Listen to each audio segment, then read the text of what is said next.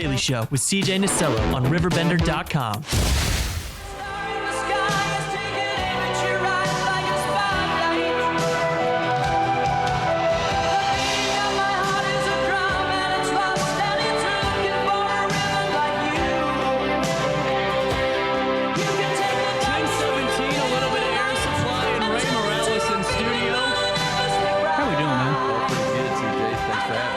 Well, you know, I would have had a lot cooler lead-in song, but that commercial break just snuck up on me. I didn't want to throw you air supply, man. I'm sorry. No problem.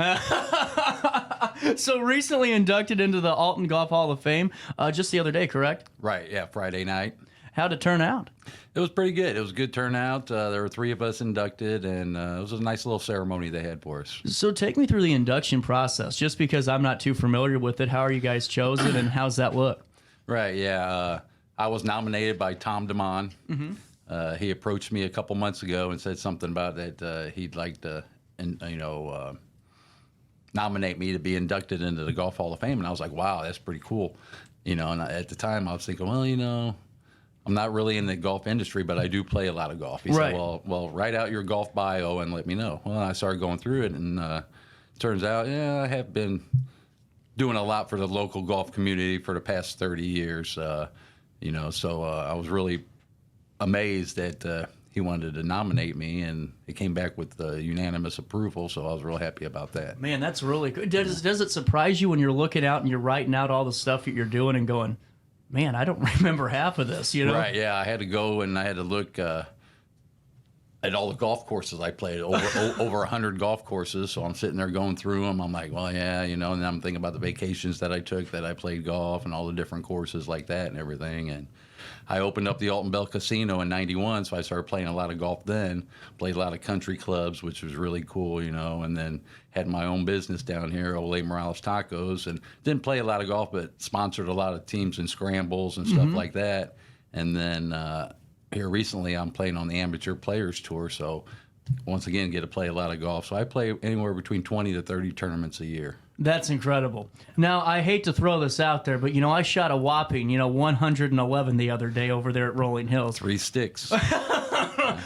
For whenever did you ever think that you would be such a, just dedicated golfer when you were younger? Or was that something you were always into? Yeah, no, I like the game. Uh-huh. My dad, Mike Morales, taught me the game, growing up. So I really had just really enjoyed playing it. And then, like I said, once I started working on the casino, we play, I work nights. I've been in the hospitality industry for over 30 years. So I've always worked nights. So I have my days free. So I play a lot of golf. And then just getting to play, and like you say, everybody starts off bad. You shoot high scores, and you're like, man, I want to break 100, and then you break 100, and then I want to break 90 and 80. So it's just a passion that I have just to get better. Well, you know what my problem is? I broke 100 already, and I broke 90, and I just keep getting worse. It's like regressing, Well, right, yeah. And that's why I think we play the game. You're going to have good days, you're going to have bad days. It's a lot like life. You're going to not have so good days, but then that next day you're going to bounce back and you're going to have a good round. You're like, man, I can play this game. Do you feel like you can really tell a person just by how they play golf? Do you think that's a pretty accurate motto? I think you can. Yeah, you can tell a lot by the way they address things in their daily lives. I play with all kinds of different people. People that are quiet and calm, and other people that are just a little anxious and club throwing and get really upset because they hit a bad shot or something like that. I'm sorry. Yeah. But I think it's what I think's really fascinating too is just how the course has changed around here. In the last decade or two, because I completely forgot about the golf course that's right where the train station is. Right. Have they changed quite a bit over the couple of decades? Oh yeah, like I said, I probably started playing in the late '70s when I was younger, and Muni, that's where that was. And I grew up playing there, playing Muni and Rock Springs, and then we had Spencer T come in about '88, '89, so that was a little more upscale. Right. The city courses were just kind of. You couldn't really tell the difference between the fairways and the rough, and everything wasn't really up to par. But then when I started playing country clubs, then you really see the hard work of the superintendents that they do to keep those courses in top shape. Well, at Spencer, bringing that up, a relative of mine, Tim Johnson, was out there for, ever. And I just hearing the science behind some of that goes into making sure your greens are running and everything's looking good is pretty impressive. Yeah. It's a lot of work. Those guys do a lot of work, and there is a lot of science to it, like you said, to take care of the grass and everything. Now, I have a question for you. When you're playing golf with somebody, and you're a business guy yourself, with the Morales Tacos, the boat, all that. You're playing golf the next day, after maybe you're watching somebody just have a meltdown out there on the course. What's the best way to address that the following day? Have you ever had that secondary look after a tournament of a guy that just was causing issues out there on the course? Yeah. we usually have a few good laughs about it, depending on who it is or whatever, and eventually they come around, and a lot of times they'll apologize, oh, I'm sorry, I'm not usually like that. It gets to everybody in different ways. What's the best round of golf you've ever shot? Probably the best round is about 2 over par, 74. Really? Yeah, for 18 holes. Where was that at? That's Spencer T. Wow. Yeah. That's pretty impressive. Before I because I got to pay another bill, I want to keep talking to you. What's the worst course you've ever played on? Oh, man, that's pretty tough, but I would probably say there was a course up around Bunker Hill area, somewhere up around there, and it was basically just a farmer's field that he was converting into a golf course. So the greens weren't very good. The fairways were like cow pastures, and I remember they had this rickety bridge that went across a lake, probably a good 75, 100 yards, and it had chicken wire all along the side of it. And it was just wide enough so you could get your golf cart through there. That's awesome. Talk about an adventure playing golf that day. Right, yeah. We're talking to Ray Morales. Got to pay a bill. 1023 Daily Show on a Wednesday comes back to you next.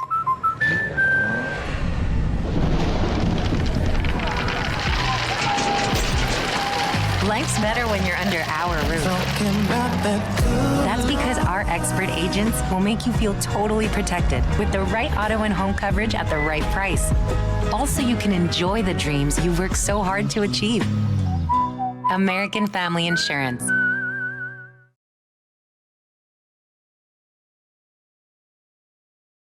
You won't find a better health club than Nautilus Fitness Center. More cardio, more free weights and equipment, more classes, a swimming pool, and more.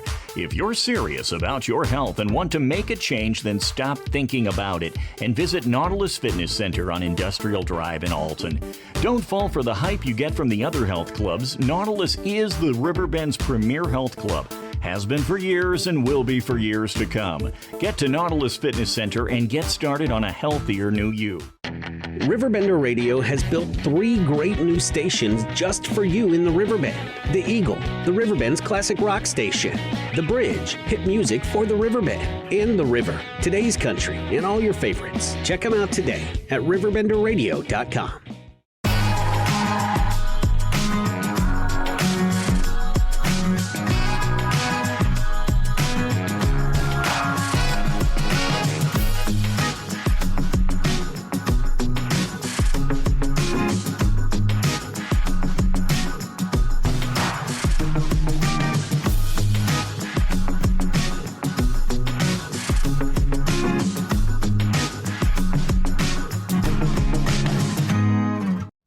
You're listening to Our Daily Show with CJ Nasello on RiverBender.com.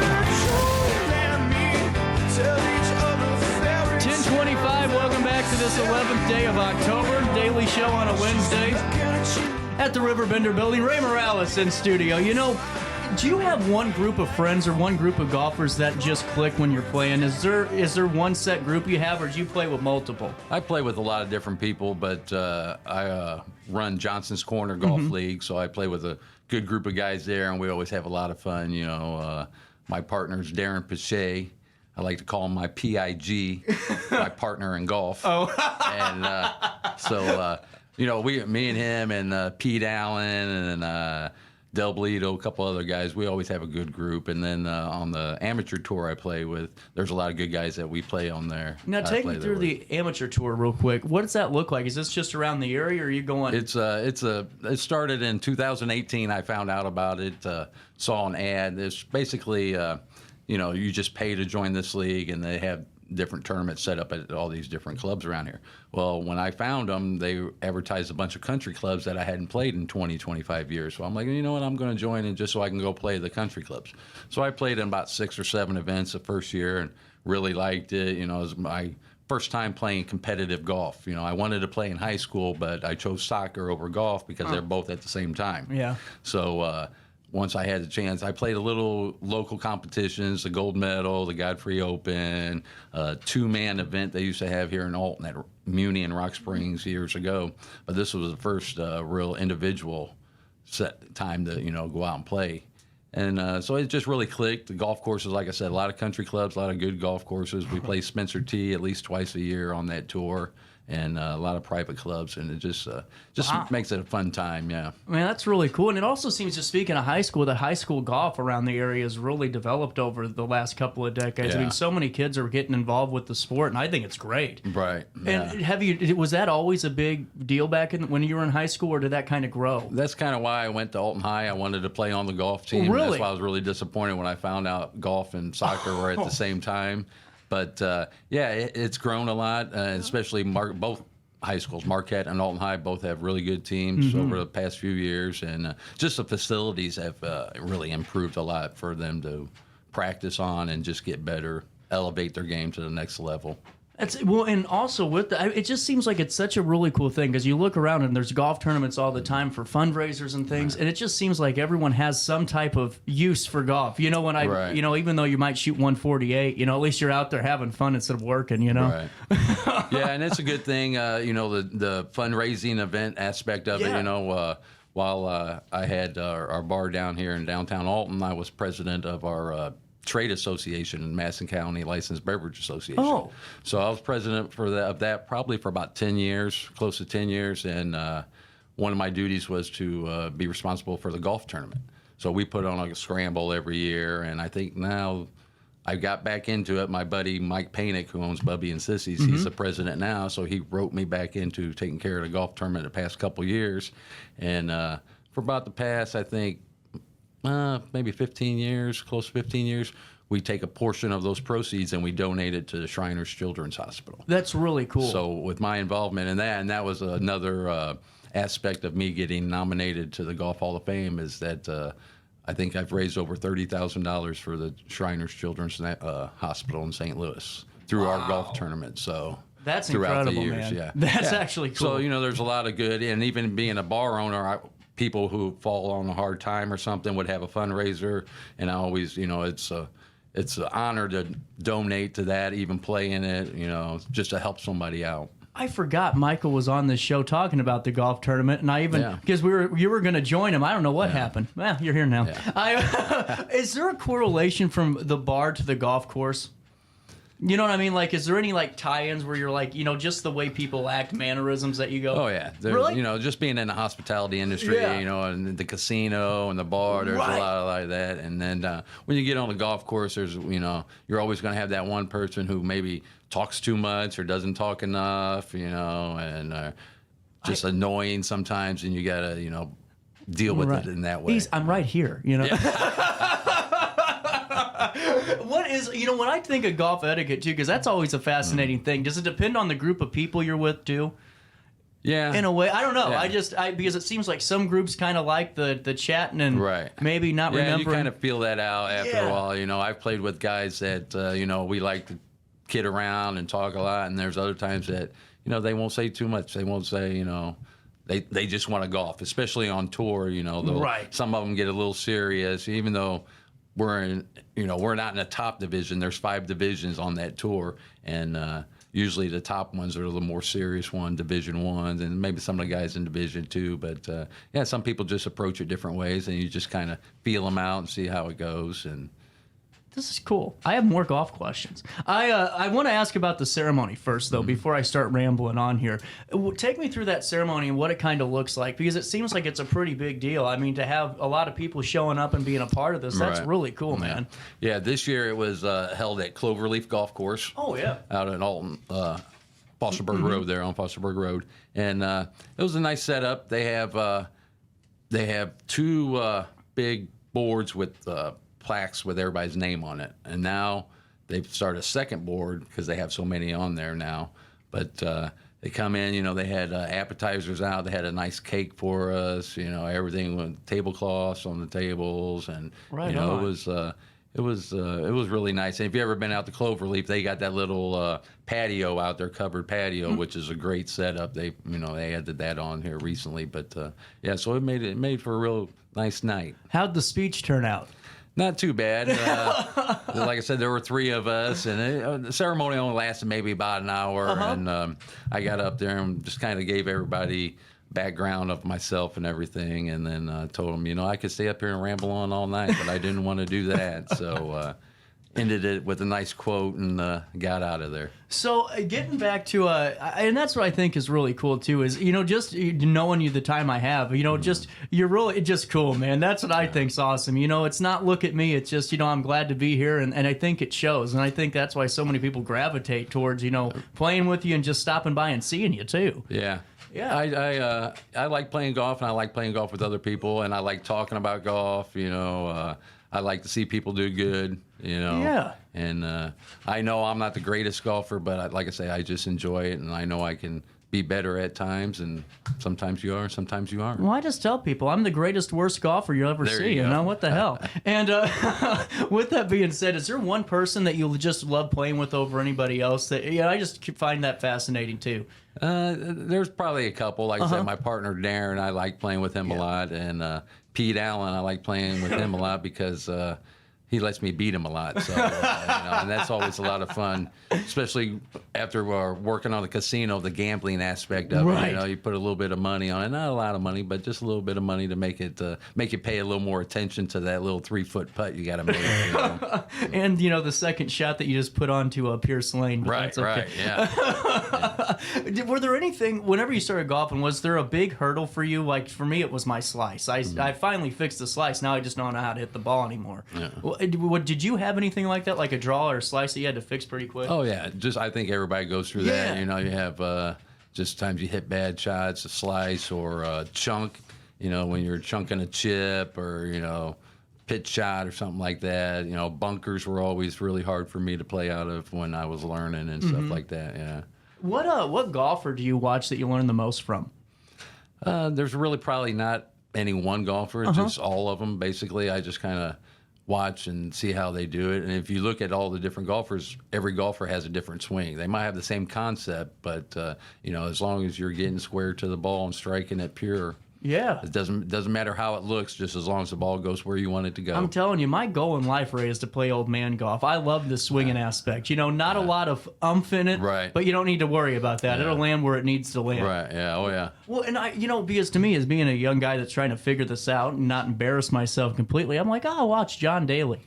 Yeah. Bad decision, Right, because no yeah. one's going to be able to be John. I think I figured that out, that I can do the drinking aspect of it on the Right, course. yeah. I just can't do the actual playing of the golf, his Yeah. style. But going back, is there any somebody that you just go, wow, you have to be the worst golfer I've ever played with? Have you had one of those yet? I'm sure I have. I had to ask the question, who's the worst? But I don't know if there's just one person more so than a type of golfer. Oh. And that would be like maybe someone that plays slow a lot. You know, that just kind of, you know, especially on tour.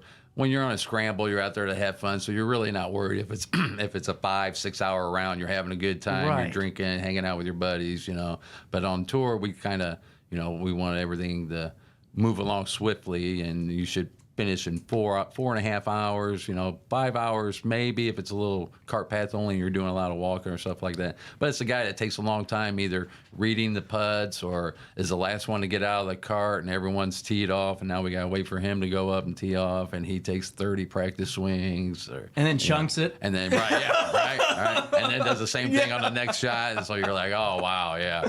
Time to start drinking. You know, I'm curious too. My favorite golf course prank is to step on the ball on the green. Yeah. That way it pops up on you, you know. And I'm like, do you ever have any good ones, or are you more just a golfer?